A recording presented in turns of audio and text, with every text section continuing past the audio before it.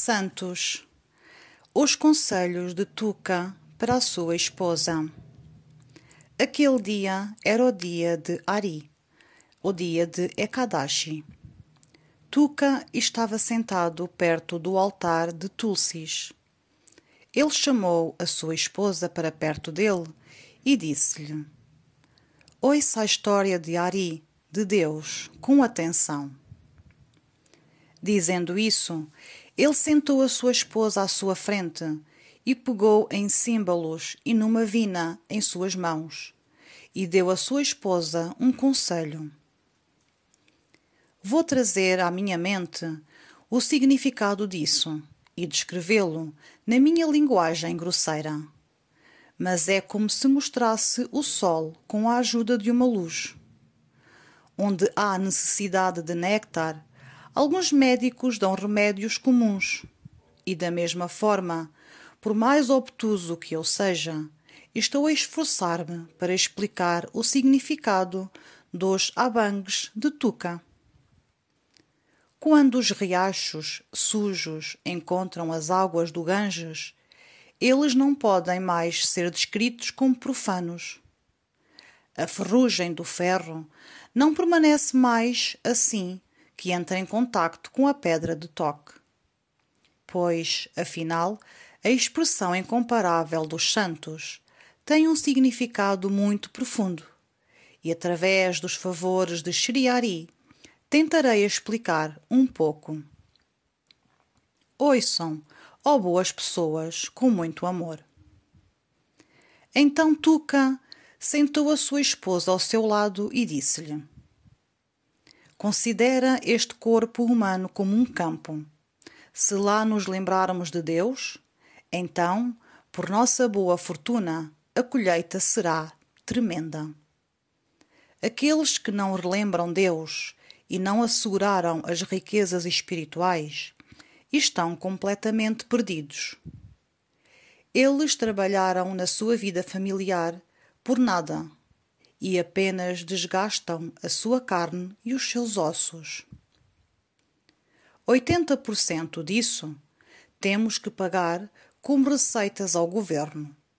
Caso contrário, o Kaloji, que é a morte, irá aterrorizar-nos muito. Por medo da morte, 10% foram pagos, mas a morte não vê os 70% restantes.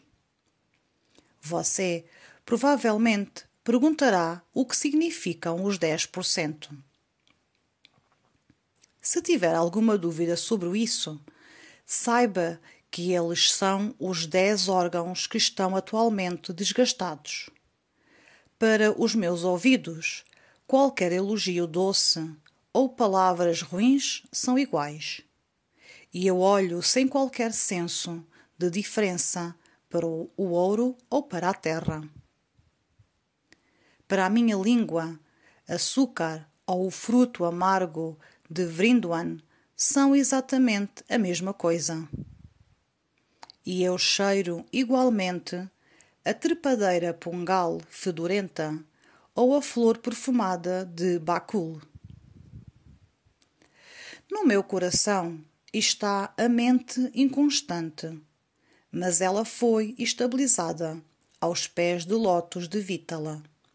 Assim como da mesma forma são estabilizados os órgãos da ação que perdem o poder da ação perante Vitala. Desta forma, os 10 órgãos dos sentidos são abalados, pois tornam-se incapazes de compreender as suas próprias funções. Agora, darei a vocês um relato dos 70% restantes que possuo. Pandurenga é o oficial deste lugar. Ele senta-se na praça pública do coração e diz: Paguem o restante da renda. Vendam as suas panelas e o vosso gado, e com o custo deles paguem o restante da renda. Mantenham este pensamento em mente e tornem-se limpos.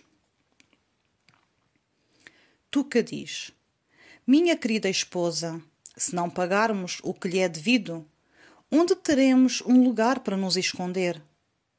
Sem Deus não há outro lugar. Considera isto cuidadosamente. Ele é o Senhor do mundo.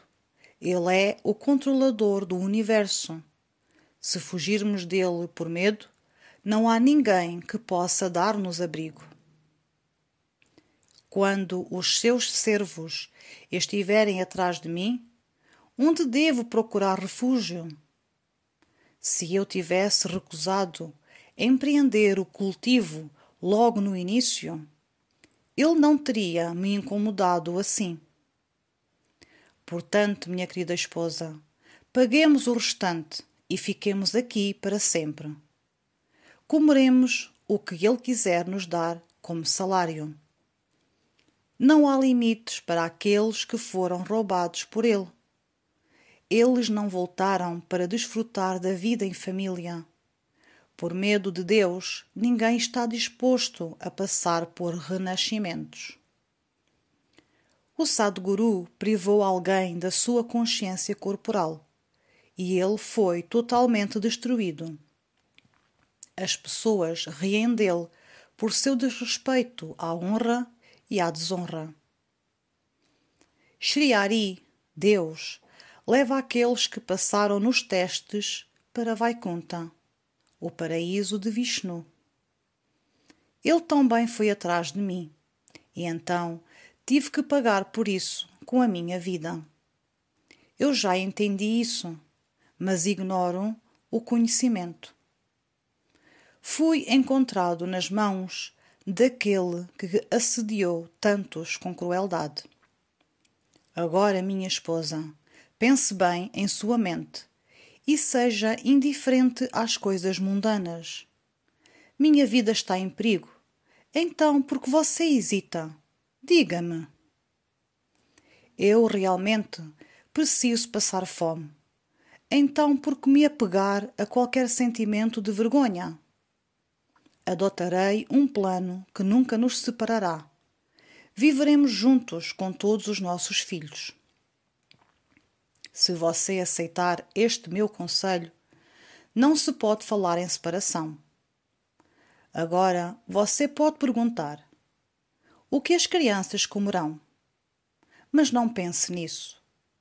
Elas estão destinadas a receber tanta comida e roupas quanto for determinado pelo Criador. Corte o laço que está em volta do seu pescoço e evite os 84 milhões de nascimentos e mortes e liberte-se do problema de viver e reviver nos úteros. Se você se importa comigo, seja generosa. O que devo fazer com o meu destino? Minha vida e fortuna estão em jogo. Mas isso não é obra minha. É o Senhor de Pandari que controla. Fui reduzido ao estado de um mendigo, mas ele não me abandona. Se ele não tivesse misericórdia, a destruição seria como certa. Minha esposa, beberemos água de uma cabaça seca. E quanto à comida, há folhas criadas por Deus.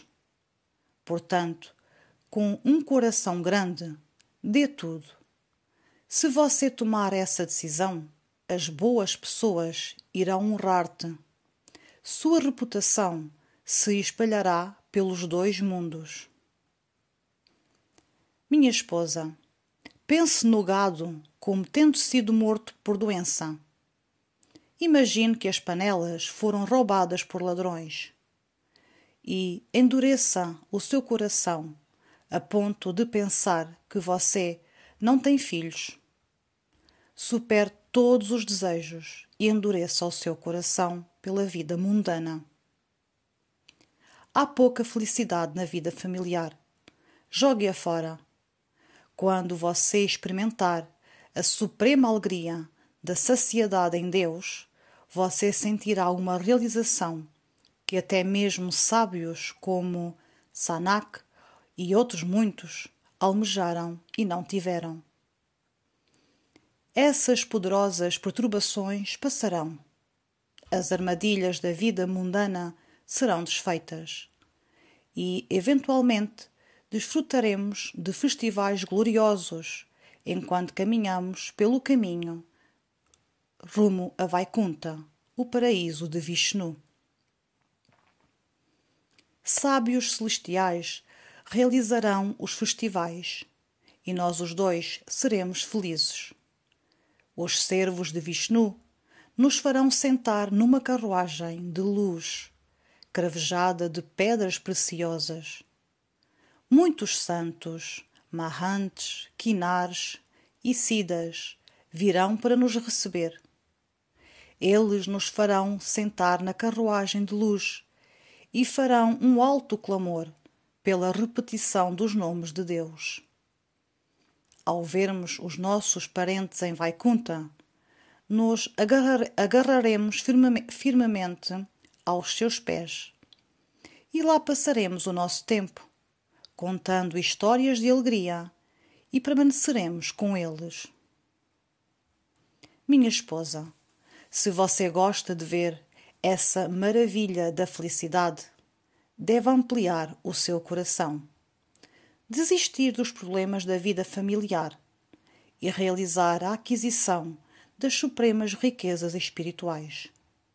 Você deve fazer todo o esforço para ver Deus e não correr atrás do que é perecível.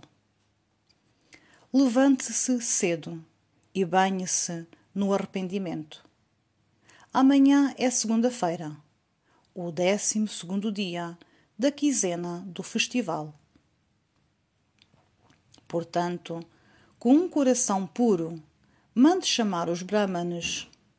Faça o Sankalpa, que é uma decisão, de acordo com os ritos religiosos, e faça com que a casa seja saqueada pelos Brahmanes. Não alimente ansiedades sobre como você viverá no futuro. Pandurenga está à nossa frente como nosso pai, nossa mãe, nosso amigo e um parente muito querido e próximo de nós. Ele mesmo proverá tudo para nós. Ele não nos deixará cair em calamidade. Ele está perto de mim. Minha longa descrição o faz parecer muito distante. Você não é cega. Você viu-o e conhece todos os seus sinais. Pandurenga se manifestou em meu coração e, portanto, não gosto da felicidade que surge de objetos sensuais. Ao ver a sua forma saguna, toda a luta do meu coração se acalma. As pessoas mundanas gostam apenas de duas coisas, mais do que a própria vida. A saber, gostam de ouro e gostam de mulheres. Quanto a nós, elas são piores do que pedrinhas. Você não sabe disso? Minha esposa, minha fome e minha sede estão saciadas. Meus amigos e parentes, e esta floresta, e as árvores nela, são iguais para mim. Considero a alegria e a tristeza como iguais, porque o marido de Rukmini está perto de mim. A ilusão de que os objetos sensuais são imperecíveis deve ser eliminada e devemos apenas cantar louvores a Deus. Através do favor do Sadguru, Deus fez-me proferir tudo isto. Você também ouviu com reverência. Então, haja agora de acordo. O marido de Rukmini está satisfeito comigo e aceitou-me como seu. Agora saiba com certeza que não há outra consideração diante de mim. Acredite nestas palavras e fortaleça-se com coragem. Sem nenhum esforço da sua parte, você deve obter. Sem nenhum esforço da sua parte, você obteve o mantra místico. Agora, agora varra o chão e borrife-o com água. Decore o altar com tulsi e adore os convidados casuais e os brahmanes com devoção.